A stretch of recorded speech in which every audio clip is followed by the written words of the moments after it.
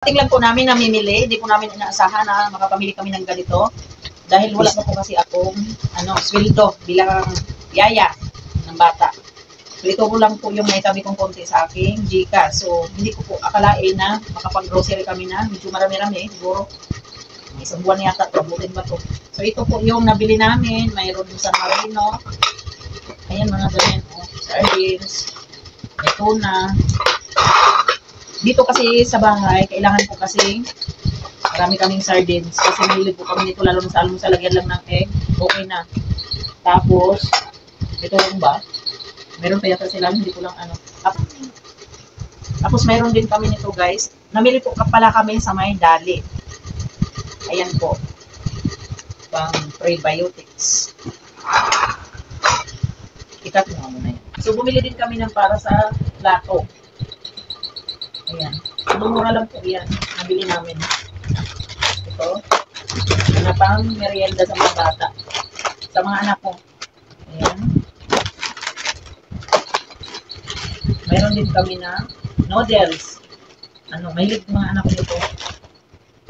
Kunti lang kasi mayroon din kami choco gatas. Anong tawag nito? Basta hindi ko lang pagkitin.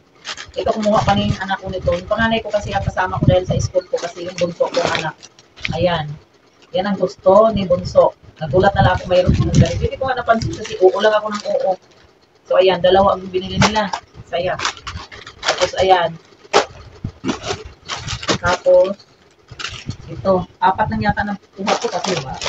4. Tapos, may din. Pag magata kami. Tapos, ayan. Ito mga to. Para sa mga pagputin. Ayan. At, higit sa lahat, biscuit. Bumili din kami kasi dito. Kasi ako, busy din lagi. Wala akong time magluto-luto. Walang time lumabas na bumili ng tinapay. At least, meron silang madukot dito. Nagbantay ko kasi ako ng bata. Whole day ko kasi. Kaya, ayan. Ayan. Tapos, ayan. Saka ito. Hindi ko pala ginawa yung chocolate yan. Hindi mo ginawa. Ay, sabi mo po na po. Anong chocolate? At saka Oatmeal? Oatmeal. Wow! First time yan ah. Matry mga lang. Hindi ko po talaga pa na-try mga ganito. Doon po ito nabibili sa dali namin. Nabili.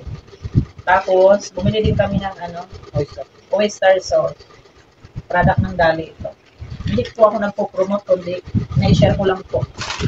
At gusto kasi ng anak ko na sa umaga, nagpo-coffee yan. Ayan. Product din po ng, ano pangalan? Dali. Coffee ni Juan. Coffee One. Tapos ito naman, sa kanila din to. Brown coffee. Kasi sabi ko, minsan kasi gusto nilang mag-coffee na 3-in-1 naman. Kung gusto nila. At least, na to. Hindi na sila tatakbo sa tindahan kasi magputusan pa. At saka mayroon kami banana ketchup. Ayan. Banana ketchup.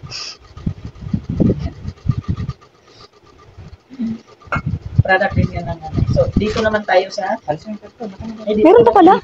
Ano naman yan? At saka ito, Frozen. Pumili din kami ng konting may dilata ko pala dito nalo. Ayan nga, nabasa na. May mackerel kami, matry mga ilang. Ayan, may sardines din pala. At ito pa, more sardines kami.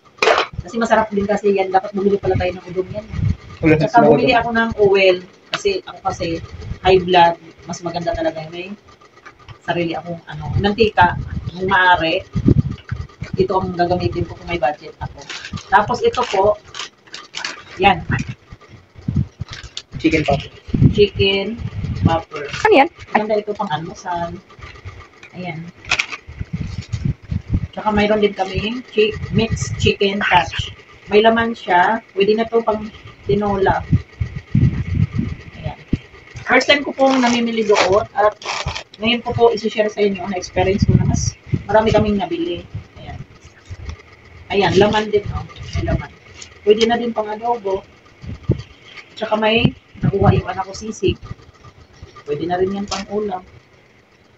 Tsaka giniling. Panghalo-halo ng gulay. Dati nakabili din ako dyan ng giniling. Okay na.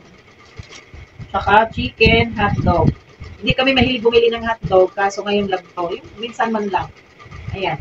Matagal-tagal ito. Hindi naman araw-arawin. So, ito. Sandali na. So, yan lang po. At, ang naubos ko po dito is, akala nga namin, kami, ma-short kasi sa Gcash ko kasi pera ano.